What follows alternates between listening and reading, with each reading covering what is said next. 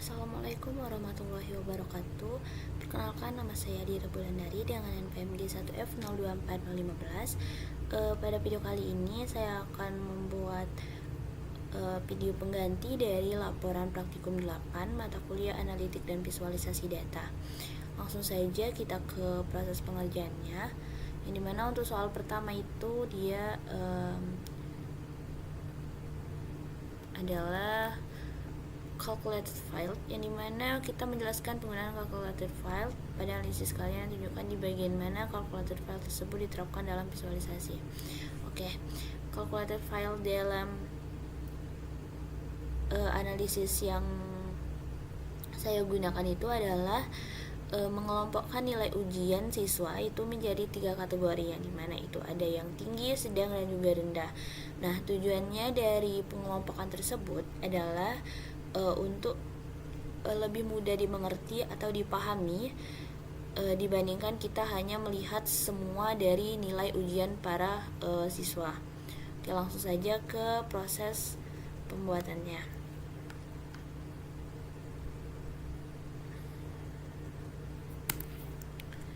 Itu namanya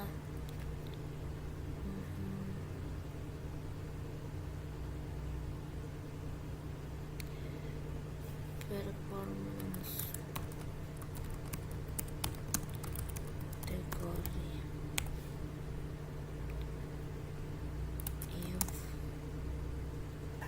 Nah, ini X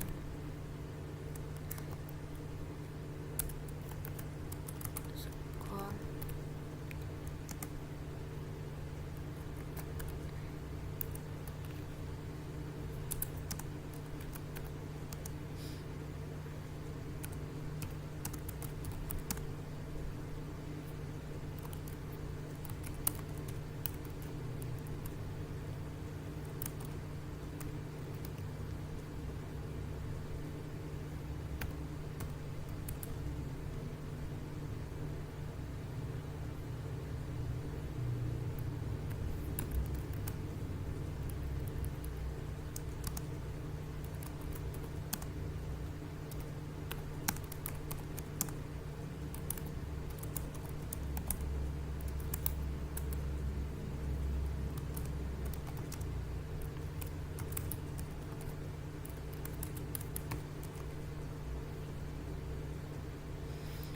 ini merupakan kode typo.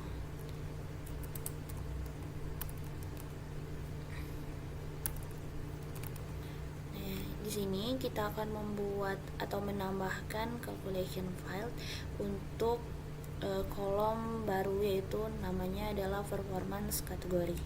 Nah, ini merupakan kode dari performance kategori yang akan mengelompokkan nilai ujian para siswa itu menjadi 3 kelompok, yaitu tinggi, sedang, dan juga rendah. Yang apabila nilainya itu lebih dari 75, maka itu termasuk ke kategori nilai yang tinggi. Kemudian apabila dia lebih dari 60, itu dia sedang, dan apabila tidak memenuhi dari kedua ini, maka dia merupakan nilai yang rendah atau nilai yang di bawah dari 60. Ini kita apply. Maka dia akan muncul kolom baru yang bernama performance kategori, yang bisa kita gunakan misalnya itu pada pengaplikasian bar chart. Coba kita. Nah, dengan adanya kolom performance kategori ini, dia bakalan lebih mudah buat dipahami atau dimengerti, yang dimana karena dia telah mengelompokkan nilai-nilai tersebut menjadi nilai yang sedang, tinggi, dan juga rendah.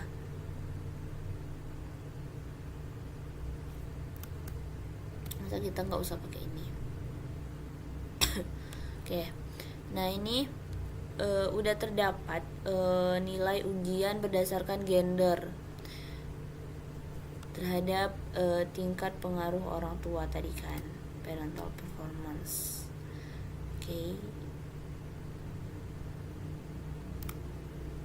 Sebenarnya kita nggak usah pakai itu.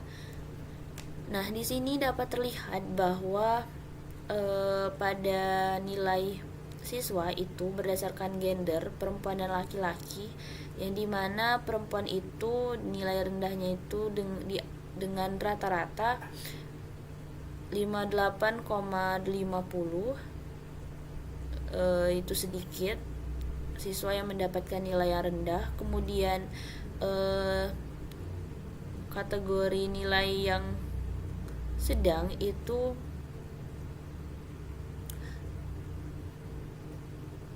dengan rata-rata nilainya itu adalah 67,01, yang dimana itu cukup banyak pada siswa perempuan. Kemudian itu ada kategori tinggi dengan rata-rata 80,9, udah hampir mau 81. Nah, ini juga dikit, tetapi jika dibandingkan dengan kategori rendah, maka pada nilai perempuan ini jauh lebih banyak yang tinggi dibandingkan dengan yang rendah. Nah, kemudian sama juga halnya dengan nilai ujian para siswa laki-laki, yang dimana kategori rendah sedang itu memiliki lebih banyak siswa atau lebih banyak siswa yang merupakan kelompok atau pemegang nilai dengan kategori yang sedang.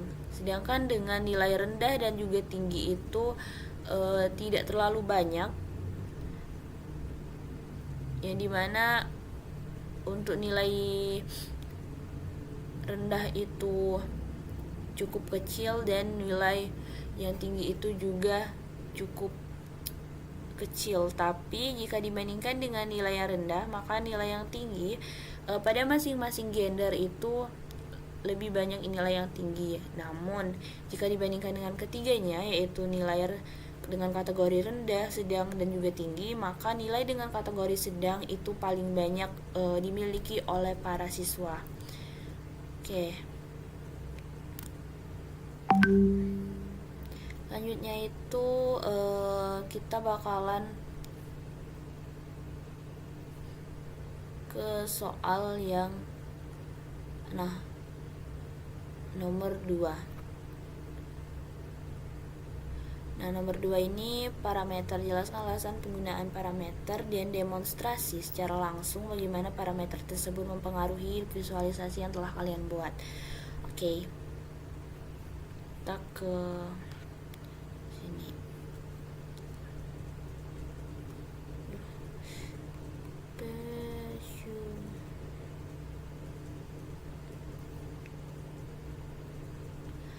Di sini kita bakalan membuat parameter, yang dimana di sini parameter ini digunakan untuk membuat visualisasi itu menjadi lebih mudah juga untuk dipahami dan juga lebih interaktif, yang dimana parameter ini berfungsi untuk memberikan batas minimum dan juga maksimum dalam pengaturan atau mengatur nilai yang ingin dilihat oleh si pengguna. Misal dia mau melihat nilai sekitar 80-an, maka dia dapat mengatur itu ke nilai yang 80-an aja, tanpa harus repot-repot melihat nilai tersebut satu persatu atau mengecek nilai tersebut satu persatu. Nah, oleh karena itu, apabila misalnya nilai itu diubah ke yang diinginkan oleh si pengguna, maka otomatis grafik dari yang menampilkan nilai dari para siswa itu maka akan berubah sesuai dengan keinginan dari si pengguna tersebut. Kita langsung saja masuk ke implementasinya. Sini kita akan menamai parameternya dengan minimum score filter.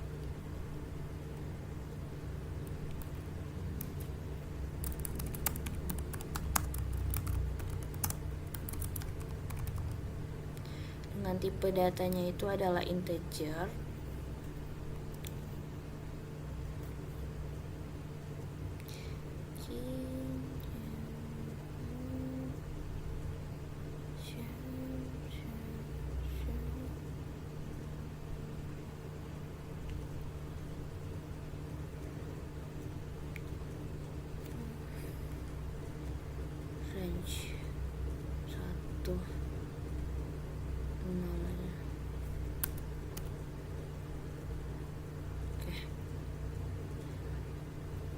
sudah, maka dia terdapat parameter minimum score filter di sini. Bisa kita terapkan ke pie chart coba.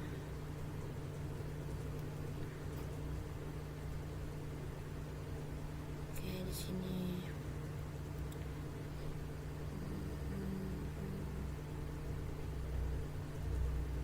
So. Oke. Show filter. Aduh. Show parameter. Nah, di sini itu bakalan ada sejenis kayak pengaturan gitu, yang mana kita bisa mengatur nilai berapa yang pengen kita tampilkan pada grafik ini.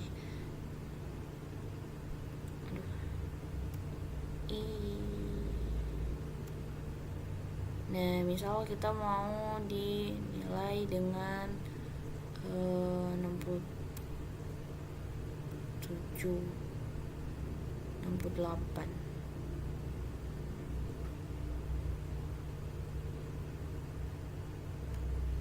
Nah, maka dia hanya akan menampilkan nilai dengan rata-rata itu adalah 67 gitu.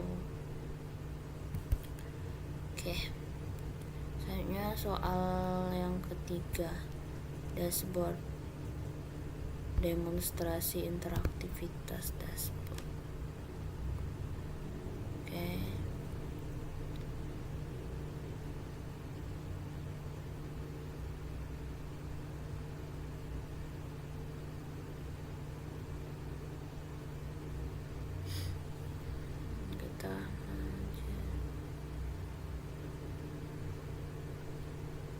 Telah kalian buat pada laporan praktikum sebelumnya sebagai bahan demonstrasi interaktivitas dashboard. Oke, ini kita ke dashboard, yang dimana di sini tuh dia menampilkan grafik-grafik mengenai pengaruh dari nilai yang baik terhadap siswa, yang dimana itu ada parental involvement, lalu ada juga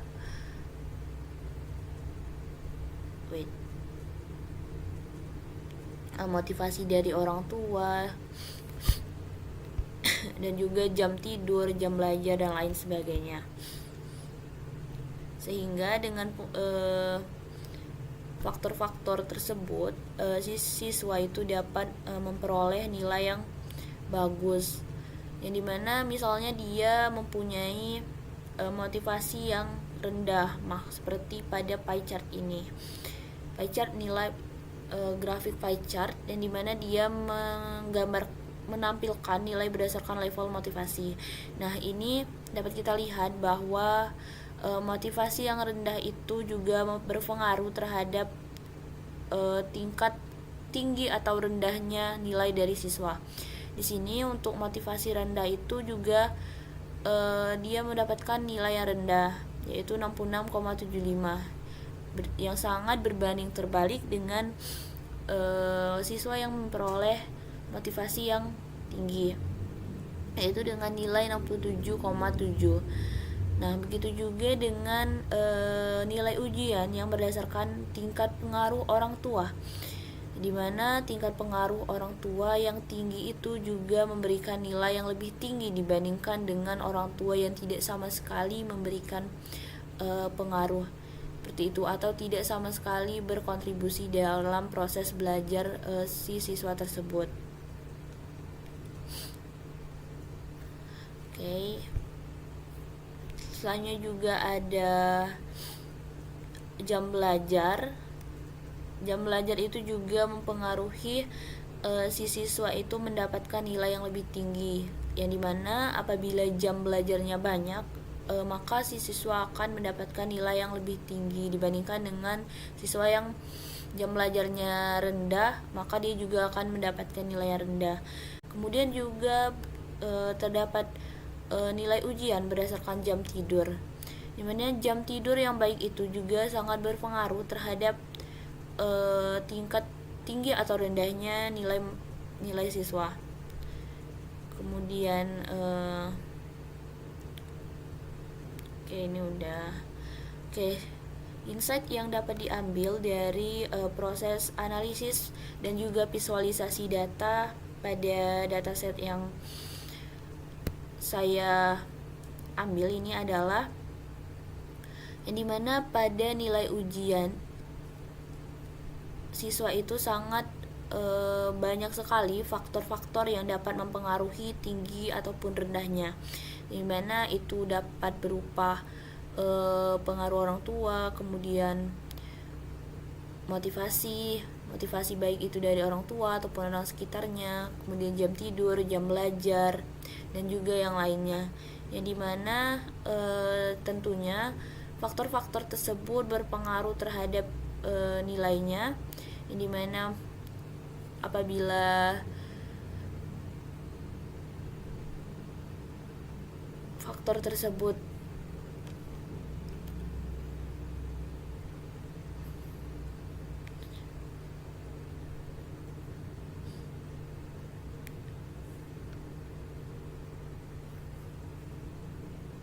saya teruskan. Nah, apabila faktor tersebut